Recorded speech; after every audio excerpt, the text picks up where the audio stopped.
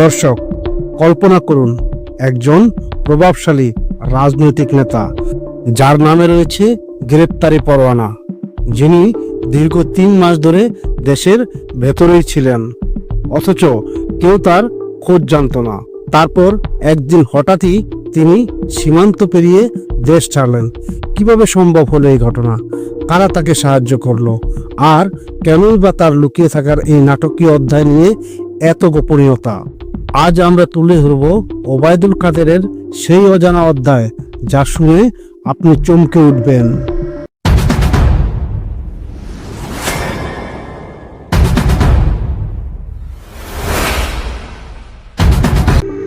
শেখ হাসিনা সরকারের পতন ঘটে 5ই আগস্ট। এরপর থেকেই আওয়ামী লীগের অনেক নেতাকর্মী দেশ ছেড়ে পালানোর চেষ্টা করেন, কিন্তু ওবায়দুল কাদের তিনি যেন সম্পূর্ণ অদৃশ্য হয়ে গেলেন। তাকে নিয়ে জল্পনা কল্পনার শেষ ছিল না। কোথায় তিনি? বাংলাদেশ নাকি দেশের বাইরে? 3 মাস ধরে কেউই এর উত্তর দিতে পারেনি। গণমাধ্যমের খবর বলছে 3 মাস ধরে তিনি দেশের ভিতরেই লুকিয়েছিলেন, কিন্তু কিভাবে? এত নজরদারি, আইন শৃঙ্খলা বাহিনীর কঠোর তৎপরতা এর মধ্যে কিভাবে সম্ভব হলো? বিশেষ একটি প্রতিবেদনে উল্লেখ রয়েছে, তিনি সীমান্ত পাড়ি দেওয়ার আগে ভারতের একটি প্রভাবশালী মহলের সঙ্গে যোগাযোগ করেন। সবুজ সংকেত পেয়ে তিনি মেঘালয়ের শিলং হয়ে কলকাতায় পৌঁছেন। তবে দেশ ছাড়ার আগে দলীয় নেত্রী শেখ হাসিনার সঙ্গে যোগাযোগ করেছিলেন তিনি, কিন্তু অনুমতি পাননি। এই পুরো ঘটনার সবচেয়ে বড় প্রশ্ন, কেন তাকে ধরা গেল না? আইন শৃঙ্খলা বাহিনী বলছে তারা তার অবস্থান জানতো না, কিন্তু এটি কতটা বিশ্বাসযোগ্য?